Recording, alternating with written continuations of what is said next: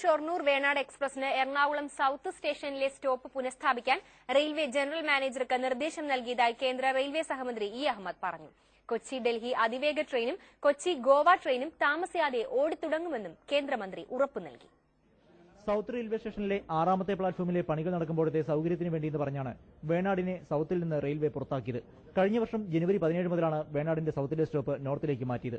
ഇതോടെ വേണാടിലെത്തുന്ന ആയിരക്കണക്കിന് യാത്രക്കാരാണ് വലയുന്നത്. സ്റ്റോപ്പില്ലാതെ സൌത്ത് സ്റ്റേഷന്റെ ഔട്ടറിൽ നിർത്തുമ്പോൾ യാത്രക്കാർ ചാടിയിറങ്ങുന്നത് ഏറെ അപകട സാധ്യതയും ഉണ്ടാക്കുന്നുണ്ട്. കേന്ദ്രമന്ത്രിയുടെ ജനസമ്പർക്ക യാത്രയിലടക്കം നൂറുകണക്കിന് നിവേദനങ്ങളാണ് വേണാടിന്റെ സ്റ്റോപ്പ് മാറ്റം സംബന്ധിച്ച് കിട്ടിയത്. പ്രശ്നം കോടതിയിലുമെത്തി.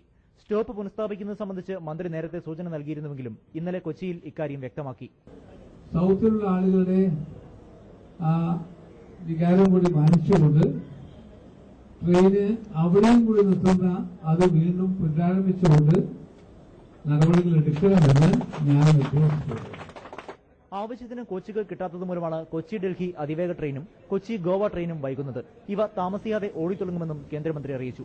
സൌത്ത് റെയിൽവേ സ്റ്റേഷനിലെ പാഴ്സൽ ഓഫീസ് അവിടെ നിന്ന് മാറ്റി തൽസ്ഥാനത്ത് 1ാം ക്ലാസ് യാത്രക്കാർക്കായി കാത്തിരിപ്പ് കേന്ദ്രം പണിയുമെന്നും മന്ത്രി അറിയിച്ചു. നോർത്ത് റെയിൽവേ സ്റ്റേഷനിലെ 2ാം പ്ലാറ്റ്ഫോമിലെ ടിക്കറ്റ് കൌണ്ടർ ഉദ്ഘാടന ചടങ്ങിലാണ് റെയിൽവേ സഹമന്ത്രി പ്രഖ്യാപനങ്ങൾ നടത്തിയത്. മനോരമ